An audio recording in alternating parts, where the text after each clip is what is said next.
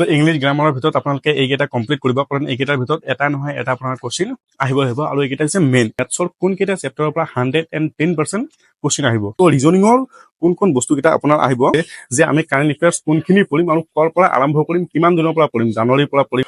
অসম পুলিচৰ ৰিটেন এক্সামৰ কাৰণে হাতত আৰু সময় নাই, আৰু যদি সময় কম থাকে তেতিয়াহ'লে কি পঢ়িলে আৰু কেনেকৈ পঢ়িলে আপোনালোকে ৰিটেন এক্সামত ভাল এটা ৰিজাল্ট আনিব পাৰিব। আপোনালোকে ইতিমধ্যে সবে গমেই পাইছে যে 12 মাৰ্চত অসম পুলিচৰ ফিজিকেলৰ যিটো কাট-অফ লিষ্ট আছে সেইটো পাব্লিছ কৰা হ'ব আৰু ৰিটেন এক্সামটো লোৱা হ'ব 23 মাৰ্চত। তো এনেকুৱা বহুতে আছে যিমানজনে নেকি অকল কাট-অফ লিষ্টৰ ৱেইটে কৰি আছিল, পঢ়া শুনা একো কৰা নাই। তো সেই সকল মানুহে অকল 12ৰ পৰা 13 দিনহে সময় পাব পঢ়িবলৈ। তো 12ৰ পৰা 13 দিনত আপোনালোকে কি পঢ়িব, তো কেনেকৈ পঢ়িব, যাতে আপোনালোকে ভাল এটা ৰিজাল্ট লাভ কৰিব পাৰে। এতিয়া কথা হ'ল যে যিমানজনে মোৰ ভিডিঅ' চাইছে তাৰে ভিতৰত বহুতে এনেকুৱা হ'ব পাৰে যিসকলে নেকি প্ৰথমবাৰ ৰিটেন এক্সামত বহিব, আৰু এনেকুৱা বহুতে হয়তো মোৰতো ভিডিঅ' চাই আছে যিসকলে নেকি এইবাৰ অসম পুলিচৰ এক্সামত লাষ্টবাৰ বহিব।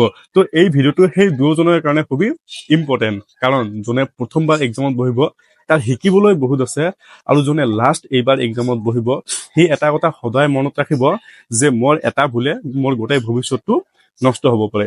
এতিয়া কথা হ'ল যে পঢ়া শুনা কৰাৰ কিছুমান নিয়ম আছে, আৰু সেই নিয়মটোৱে হৈছে খুবেই ইম্পৰ্টেণ্ট, আৰু কি পঢ়িব লাগিব এইটো হৈছে আটাইতকৈ বেছি ইম্পৰ্টেণ্ট। তো কেনেকৈ পঢ়িব লাগিব এইটো সময় সাপেক্ষে বেলেগ হয়।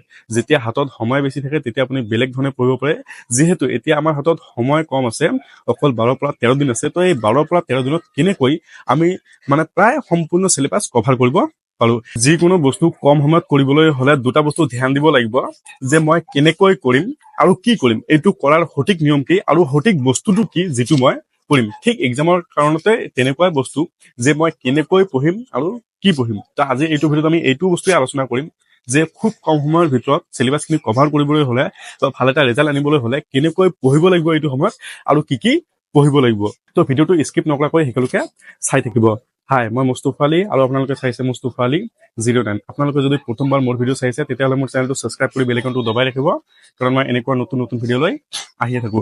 তো আজি প্ৰথম আলোচনা কৰিম যে পঢ়িব লাগে কেনেকৈ।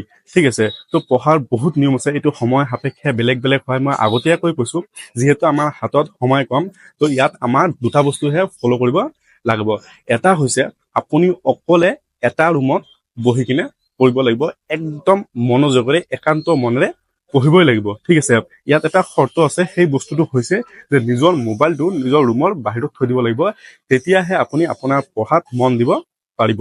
আৰু নেক্সট কথাটো হৈছে যে আপোনালোকে গোটেই দিনটো পঢ়িব লাগিব, কিন্তু গোটেই দিন পঢ়াৰ ক্ষেত্ৰত এটা বস্তু ধ্যান দিব, যে 1ৰ পৰা 1.5 ঘণ্টা পঢ়িব, তাৰপিছত আধা ঘণ্টাৰ পৰা 45 মিনিট ৰেষ্ট দিব। কাৰণ ৰেষ্ট দিয়াটো খুবেই ইম্পৰ্টেণ্ট। যদি আপুনি ৰেষ্ট নিদি খালি লোডে দি থাকে তেতিয়া হ'লে কেতিয়াও লোড ইমান ল'ব নোৱাৰে, সেই গোটেইখিনি পাহৰি যাব। আৰু যদি আপুনি অকলে পঢ়ি যদি ভাল নাপায় বা আপুনি অকলে পঢ়ি যদি মনত ৰাখিব নোৱাৰে, তেতিয়াহ'লে বেলেগ উপায়টো হৈছে যে আপোনাৰ যিকেইটা ফ্ৰেণ্ড এই এক্সাম দিব সেইকেইটাক মাতক, যাৰ ঘৰত যাৰ ফেমিলিত মানুহ কম, ঘৰ ৰুম একেবাৰে ফ্ৰী থাকে, তাৰ ঘৰত 4জন 5জন যিকেইটা ফ্ৰেণ্ড আছে সেই সকলোখিনি একেলগে বহি কিনে গল্প নকৰি গোটেইকেইটা মনোযোগ দি পঢ়ক। কাৰণ গোটেইকেইটা মনোযোগ দি পঢ়িলে কি হয়, সেইটো সময়ত বহুতৰে বহুতখিনি বস্তু জানা থাকে, বহুতৰে বহুতখিনি বস্তু অজনা থাকে। তো যোনে যিটো জানে সেইটো শিকি দিব পাৰে। ঠিক আছে, শিকাই দিব পাৰে। কাৰণ কাৰোবাৰ আছে মেথছৰ ওপৰত নলেজটো বেছি, কাৰোবাৰ আছে ইংলিছ গ্ৰামাৰৰ ওপৰত নলেজটো বেছি। আৰু তেতিয়া কি কৰিব পাৰে, যাৰ মেথছৰ ওপৰত নলেজটো বেছি সি বেলেগক মেথছখিনি শিকাই দিব পাৰে, আৰু যাৰ ইংলিছ গ্ৰামাৰৰ ওপৰত নলেজটো বেছি সি বেলেগক ইংলিছ গ্ৰামাৰখিনি শিকাই দিব পাৰে। আৰু বন্ধু আৰু ফ্ৰেণ্ডৰ মাজত যদি আমি আলোচনাৰ মাধ্যমত যদি আমি কিবা এটা বস্তু শিকিবলৈ চেষ্টা কৰো, সেইটো আমি সোনকালে শিকিব পাৰো, আৰু সেইটো আমাৰ তৎক্ষণাত মুখস্থ হৈ যায় আৰু বহুদিনলৈকে মনত থাকে। নেক্সট কথাটো হৈছে যে কি পঢ়িব লাগিব। এতিয়া কথা হ'ল যিমানজনে এই কাট-অফ লিষ্টৰ কাৰণে ৱেইট কৰি আছিল, একো পঢ়া শুনাই কৰা নাই, তাৰ ক্ষেত্ৰত কৈছো যে আপোনালোকে যিমানখিনি জিকে আগৰ পৰাই কৰিছে, বা যিমানজনে অলৰেডি পঢ়ি আছে বহুদিনৰ পৰা, তো আপোনালোকে যিমানখিনি জিকে কমপ্লিট কৰিছে তো কৰিছে, কাৰণ জিকেৰ কোনো সীমা নাই।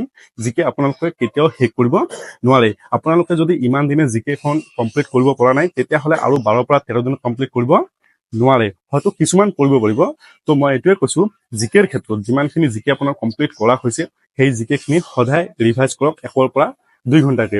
আৰু নেক্সট হৈছে যে আজিৰ পৰা কাৰেণ্ট এফেয়াৰ্ছখিনি পঢ়া আৰম্ভ কৰক। তো কাৰেণ্ট এফেয়াৰ্ছ পঢ়াৰ ক্ষেত্ৰত বহুতে মোক কোশ্চিন এটাই সোধে যে আমি কাৰেণ্ট এফেয়াৰ্ছ কোনখিনি পঢ়িম আৰু ক'ৰ পৰা আৰম্ভ কৰিম, কিমান দিনৰ পৰা পঢ়িম, জানুৱাৰীৰ পৰা পঢ়িম নে ফেব্ৰুৱাৰীৰ পৰা পঢ়িম নে তাৰ আগৰ পৰা পঢ়িম। তো আটাইতকৈ ইম্পৰ্টেণ্ট যিটো পইণ্ট এইটো হৈছে যে এডিআৰই এক্সামৰ পিছৰ পৰা যিখিনি ইম্পৰ্টেণ্ট বস্তু আছে সেই ইম্পৰ্টেণ্ট বস্তুখিনি পঢ়িব। কাৰণ এডিআৰই এক্সামৰ আগত যদি কিবা ইম্পৰ্টেণ্ট থাকে সেইটো ইমান গুৰুত্বপূৰ্ণ নহয়, কাৰণ সেইটো যদি ইম্পৰ্টেণ্ট থাকিলে হয় এডিআৰই এক্সামতে আহিলে হয়। তো এডিআৰই এক্সামৰ পিছৰ পৰা যিমানখিনি ইম্পৰ্টেণ্ট বস্তু আমাৰ অসমত হৈ গৈছে বা লগতে ভাৰতবৰ্ষতো হৈ গৈছে সেই গোটেইখিনি আপোনালোকে কাৰেণ্ট এফেয়াৰ্ছত এড কৰি কিনে পঢ়িব। এতিয়া ক'ৰ পৰা পঢ়িব কাৰেণ্ট এফেয়াৰ্ছখিনি সেইটো হৈছে মানে বেষ্ট ইম্পৰ্টেণ্ট হৈছে মেগাজিন, যিবিলাক মান্থলি মেগাজিন ওলায় বা উইকলি মেগাজিন ওলায়, সেই মেগাজিনখিনি লৈ আপোনালোকে পঢ়িলে কাৰেণ্ট এফেয়াৰ্ছ একেবাৰে কমপ্লিট হৈ যাব। দ্বিতীয়তে হৈছে আপোনাৰ মেথছ। ঠিক আছে, মেথছ এনেকুৱা এটা ছাবজেক্ট, মেথছৰ প্ৰতি যদি আপোনাৰ নলেজ নাথাকে তেতিয়াহ'লে খুবেই মুস্কিল, আৰু যদি আপোনাৰ থুলমূল নলেজ আছে তেতিয়াহ'লে সদায় প্ৰেক্টিচ কৰক। আৰু যদি আপোনাৰ মেথছৰ প্ৰতি নলেজ কম, ঠিক আছে, তেতিয়াহ'লে আপোনাক মই এটা কথাই ক'ম যে আপুনি এটা টিউশ্যন লওক, এটা টিচাৰক লৈ কিনে পঢ়ক। কাৰণ মেথছ এনেকুৱা এটা বস্তু আপুনি বুকছ পঢ়ি বুজি কেতিয়াও ইয়াৰ চলিউশ্যন ওলাব নোৱাৰে। হয়তো এটা বা দুটা পাৰিব, বাকী গোটেইকেইটাৰ কেতিয়াও নোৱাৰে। তো মেথছৰ কোনকেইটা চেপ্টাৰৰ পৰা 110% কুৱেশ্যন আহিব, ঠিক আছে। তো মই চেপ্টাৰ কেইটাৰ নাম কৈ দিম, আপোনালোকে এইকেইটা চেপ্টাৰ কমপ্লিট কৰিব, আপোনালোকৰ 110% কুৱেশ্যন কমন কৰি যাব, ঠিক আছে। তো প্ৰথম হৈছে মৌলিক পাটিগণিতীয় প্ৰক্ৰিয়া, ইয়াৰ পৰা এটা কুৱেশ্যন থাকিব। দ্বিতীয়তে হ'ব যে দশমিক আৰু ভগ্নাংশ, ইয়াৰ ওপৰত এটা কুৱেশ্যন থাকিব। তাৰপিছত আহিব লসাগু আৰু গসাউ, ইয়াৰ ওপৰত এটা কুৱেশ্যন আপোনাৰ থাকিব। ইয়াৰ পিছত আহিব আপোনাৰ অনুপাত আৰু সমানুপাত, ইয়াৰ ওপৰত আপোনাৰ এটা কুৱেশ্যন থাকিব। ইয়াৰ পিছত আহিব আপোনাৰ শতাংশৰ ওপৰতো এটা কুৱেশ্যন আপোনাৰ থাকিব।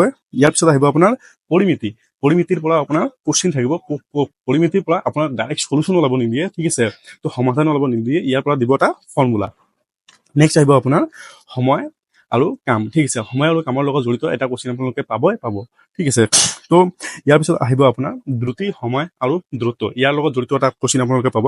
ইয়াৰ পিছত আপোনাৰ আহিব যে সৰল সুতৰ ওপৰত আপোনালোকে এটা কুৱেশ্যন পাব। ইয়াৰ পিছত আহিব আপোনাৰ বৰ্গমূল আৰু ঘনমূল, ইয়াৰ ওপৰত আপোনালোকে মেথছৰ কুৱেশ্যন এটা পাব। ইয়াৰ পিছত আহিব আপোনাৰ বয়স সম্পৰ্কীয় সমস্যা, ঠিক আছে, বয়সৰ লগত জড়িত আপোনাৰ এটা কুৱেশ্যন আহিব। লগতে আৰু দুটা চেপ্টাৰৰ কথা কৈ দিম, ইয়াৰ পৰা কুৱেশ্যন আহে নাহে ইমান গেৰাণ্টি নাই, কিন্তু কমপ্লিট ৰাখিব। এটা হৈছে বীজগণিত আৰু এটা হৈছে ত্ৰিগোণমিতি, ঠিক আছে। এই দুটা চেপ্টাৰ আপোনালোকে কমপ্লিট কৰি ৰাখিব। তো মেথছত যদি এইকেইটা বস্তু যদি আপোনাৰ কমপ্লিট থাকে তেতিয়াহ'লে আপোনাৰ টেনশ্যন নাই। তো ইয়াৰ বিষয়ে যদি আৰু ভালকে জানিবলৈ ইচ্ছা থাকে তেতিয়াহ'লে ইয়াৰ ওপৰত ডিটেইলছ ভিডিঅ' মই বনাইছোঁ, ডিছক্ৰিপশ্যনত দি দিছোঁ, তাতে যাই চাই ল'ব। ইয়াৰ পিছত আহিব আপোনাৰ ৰিজনিংখিনি। তো ৰিজনিংখিনি খুবেই ভালকে কৰিব, কাৰণ ৰিজনিঙৰ মাৰ্কখিনি মাইনাছ কৰিব দিব নালাগে, কাৰণ খুবেই সহজ বস্তু। তো ৰিজনিঙৰ কোন বস্তুকেইটা আপোনাৰ আহিব তো মই আপোনাক কৈ দিছোঁ মেইন পাৰ্টকেইটা, ঠিক আছে। এই পাৰ্টকেইটা যদি আপোনালোকে কমপ্লিট কৰে তেতিয়াহ'লে কিন্তু ৰিজনিঙৰ আৰু একো বস্তু আপোনাৰ বাদ নাথাকে। তো ৰিজনিঙৰ 1 নম্বৰত আপোনালোকে কমপ্লিট কৰিব যে ক্লাছিফিকেশ্যন, ঠিক আছে। দ্বিতীয়তে আপোনালোকে কমপ্লিট কৰিব এনালজি। তৃতীয়তে আপোনালোকে কমপ্লিট কৰিব কোডিং আৰু ডিকোডিং, ঠিক আছে, যিটোক আমি কওঁ যে কোড ৱাৰ্ড। তাৰপিছত আপোনালোকে কৰিব যে চিৰিজ, নাম্বাৰ চিৰিজ বা চিৰিজ, যিটো আপোনালোকে বুজি পায়। ইয়াৰ পিছত আহিব আপোনাৰ ব্লাড ৰিলেশ্যন, মানে সম্পৰ্ক, যে কোনে কাৰ কি হয়, এটা এনেকুৱা দিব। তাৰপিছত আহিব ডাইৰেকশ্যন টেষ্ট। তো ডাইৰেকশ্যন টেষ্টৰ পৰা এটা কুৱেশ্যন আহে, ঠিক আছে। ইয়াৰ পিছত আহিব কোলক এণ্ড কেলেণ্ডাৰৰ পৰাও কুৱেশ্যন আহি থাকে। এইটো আপোনালোকে কমপ্লিট কৰি ৰাখিব। ইয়াৰ পিছত আপোনাৰ আহিব ভেন ডাইগ্ৰাম। তো ইংলিছ গ্ৰামাৰৰ ভিতৰত আপোনালোকে এইকেইটা কমপ্লিট কৰিব, কাৰণ এইকেইটাৰ ভিতৰত এটা নহয় এটা আপোনাৰ কুৱেশ্যন আহিব। আৰু এইকেইটা হৈছে মেইন। 1 নম্বৰত হৈছে টেন্সৰ পৰা এটা কুৱেশ্যন আহিব। দ্বিতীয়তে হৈছে ভইচ চেঞ্জৰ পৰা কুৱেশ্যন আহিব। নেক্সট হৈছে নেৰেশ্যনৰ পৰা কুৱেশ্যন আহিব। ইয়াৰ পিছত আহিব প্ৰিপজিশ্যনৰ পৰা কুৱেশ্যন আহিব। তাৰপিছত আহিব পাৰ্ট অফ স্পীচ, ইয়াৰ পৰা কুৱেশ্যন আহিব। আৰু লগতে দুটা ইম্পৰ্টেণ্ট বস্তু হৈছে যে বিপৰীত শব্দ আৰু সমাৰ্থক শব্দ, ইয়াৰ পৰা আপোনালোকৰ কুৱেশ্যন আহিবই ইংলিছ গ্ৰামাৰৰ ভিতৰত। এইকেইটা বস্তু যদি আপোনাৰ ইংলিছ গ্ৰামাৰ কমপ্লিট থাকে তেতিয়াহ'লে ইংলিছ গ্ৰামাৰক লৈ আপোনাৰ টেনশ্যন নাই। এতিয়া আপোনালোকে এইটো টিচাৰ লৈ কমপ্লিট কৰে নে ইউটিউবৰ পৰা কমপ্লিট কৰে, সেইটো আপোনালোকৰ নিজৰ উপায়। তো এইখিনি বস্তু আপোনালোকে কমপ্লিট কৰি ৰাখিব, আপোনালোকৰ এক্সামত একো অসুবিধা নহয়।